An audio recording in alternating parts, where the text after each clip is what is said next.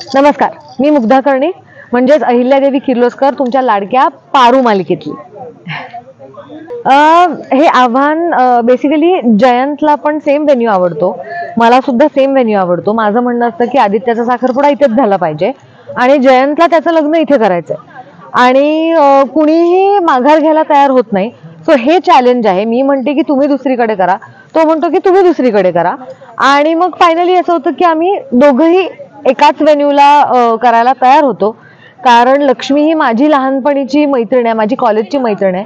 त्याच्यामुळे मग तिच्यासाठी की एकत्रच होऊन जातील दोन्ही सोहळे आणि एका कुटुंबासारखे इतक्या वर्षांनी भेटलोय आपण, तर एका कुटुंबासारखं एवढे दिवस एन्जॉय करता येईल एकत्र, म्हणून आम्ही हे तयार होतो करायला. वेगळेपणा असा आहे की एवढ्या मोठ्या स्केलवर आतापर्यंत हे कोणी केलंय असं मला वाटत नाही. म्हणजे आम्ही 1.5 तासाचा भाग करणार आहोत आणि नॉर्मली एक महा एपिसोड असतो किंवा महासंगम असतो, तेव्हा एखादा एपिसोड असतो, कोणीतरी कुठल्या तरी मालिकेतले कॅरेक्टर दुसऱ्या मालिकेत जातात वगैरे.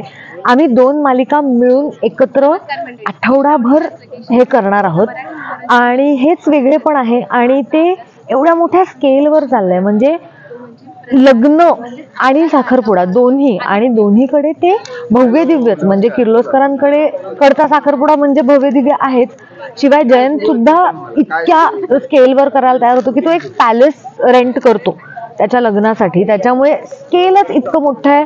सो मला वाटतं हा वेगळेपणा आहे आणि धमाल तीच आहे की 2 मालिकांचे ऍक्टर्स, 2 मालिकांचे कॅरेक्टर्स एकत्र येऊन ऍक्च्युली लग्न चाललंय असं फिलिंग येत आहे आम्हाला. कारण वधूपक्ष वरपक्ष असतं तसं की अरे तुमच्याकडे हे आमच्याकडे असं असतं, असं करत खेळीमेळीनी मिळून मिसळून मज्जा करत आम्ही शूटिंग करतोय. आम्ही साताऱ्यात शूटिंग करतो, त्याच्यामुळे मुंबईत फार येणं माझं होत नाही. पण आम्ही कधी साताऱ्यात फिरत असतो किंवा कधी मी पुण्यात आले तर आवर्जून लोक येऊन सांगतात की खूप आवडते तुमची मालिका, आम्ही रोज बघतो. छोटी छोटी मुलं सुद्धा बघतात मालिका. म्हणजे तो गणी असतो किंवा ती जी वैजू आहे, ती बकरी जी आहे पारूची, तिच्यामुळे लहान मुलांना पण ते फार अट्रॅक्ट होतं. किंवा माझ्या कॅरेक्टर बद्दल की तुमचं फार भारदस्त कॅरेक्टर आहे, मस्त वाटतं आणि तुम्ही अशा स्ट्रिक्ट आहात आणि पण खरं तर प्रत्यक्षात अशा नाही आहात वगैरे, अशा खूप रिॲक्शन्स मला मिळतात. मज्जा किंवा बरं इतकंच वाटतं की त्यांना सगळ्यांना आवडतंय, ते प्रेम करतात आमच्या मालिकेवर, ते आमच्या सगळ्यांच्या कॅरेक्टर्सवर प्रेम करतात तितकंच. आणि मला असं वाटतं की आयुष्यभर आम्ही जोपर्यंत ही मालिका करतोय तोपर्यंत हे असंच प्रेम त्यांनी करत राहा. बेसिकली कॅरेक्टर मला ऑफर झालं तेव्हा ते पहिल्या फटक्यातच भावलं कॅरेक्टर. कारण इतकं स्ट्रॉंग, म्हणजे ते आधी लोकांना वाटायला नेगेटिव्ह वाटलं होतं, पण ते नेगेटिव्ह कॅरेक्टर नाही आहे. ते अतिशय स्ट्रिक्ट आहे. त्याचे काही म्हणजे त्या कॅरेक्टरला काही रूल्स आहेत, तिची मतं आहेत, तिचं ठरलेल्या गोष्टी आहेत, त्याच गोष्टी तसंच ते करायचं. म्हणजे तिचं म्हणणं एवढंच आहे की शिस्त पाहिजे आणि त्याच्यावर सगळं तिचं चालतंय. सो इतकं स्ट्रॉंग कॅरेक्टर, पण तरीही वेळेला हळवी असणारी, वेळेला प्रेमळ असणारी, आपल्या मुलांवर आपल्या कुटुंबावर प्रचंड प्रेम करणारी, त्यांच्यासाठी वाटेल ते करायला तयार होणारी अशी आई. सो मला असं वाटतं हे कॅरेक्टर ऐकूनच मला फार आवडलं होतं आणि असं वाटलं की चॅलेंजिंग आहे. सगळ्या प्रकारची कामं किंवा सगळ्या प्रकारच्या छटा ह्या कॅरेक्टरमध्ये असल्यामुळे मला असं वाटलं की हे करायलाच हवं. पारूकडून मला असं वाटतं, शरयूकडून ती हुशार आहे अतिशय. म्हणजे सीन मिळाला तिला की ती ते वाचत बसते, ती तो व्यवस्थित सीन पाठांतर तिचं चोख आहे किंवा तिथे सीनवर फोकस करते, कॉन्सन्ट्रेट करते. तर मला असं वाटतं की तिच्याकडनं शिकण्यापेक्षा हे आठवण करत राहायला मिळते किंवा की नाही नाही आपल्याला पण फोकस करायचंय, नाही नाही तिचं पाठ आहे, आपलं पाठ नाही झालं तर एक थोडंसं बारीकचं चॅलेंज देते ती. आणि शांत असते, अतिशय शांतपणे सगळं करते, शांत बसलेली असते तिची.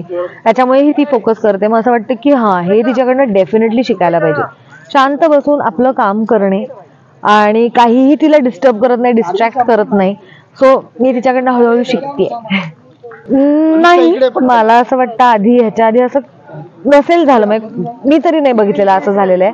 म्हणजे तुम्ही सगळेजण आलात तर खरंच लग्नाला आपण पाहुण्यांना कसं इन्व्हाइट करतो तसंच आम्हाला ऍक्च्युली वाटलं की आम्ही खरंच पाहुण्यांना वेलकम करतोय आमच्या सोहळ्यात.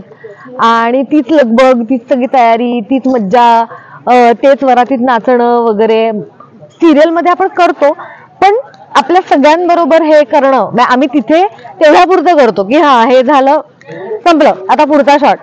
हे तसं नाही, आपण ऍक्च्युली सगळेजण मिळून धमाल केली, नाचलो, ढोलताशे होते. सो ही मज्जा वेगळीच आहे असं मला वाटतं. मी प्रेक्षकांना हे आवाहन नक्की करीन की पारू आणि लक्ष्मी निवास यांचा महासंगम होतोय, तर हा महासोहळा बघायला तुम्ही 27 जानेवारी ते 1 फेब्रुवारी 7:30 वाजल्यापासून झी TV, झी मराठी नक्की नक्की नक्की लावा.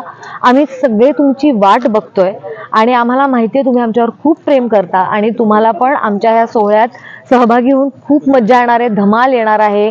काय काय ट्विस्ट अँड टर्न्स आहेत, काय काय घडणार आहे ते तुम्ही बघायला नक्की या. आणि अर्थात लग्नाची, संगीतची, हळदीची सगळी धमालही तुम्हाला करता येणार आहे. त्यामुळे आमच्यावर असंच प्रेम करत राहा. 27 जानेवारी ते 1 फेब्रुवारी आमचा महासंगम बघायला विसरू नका. थँक्यू.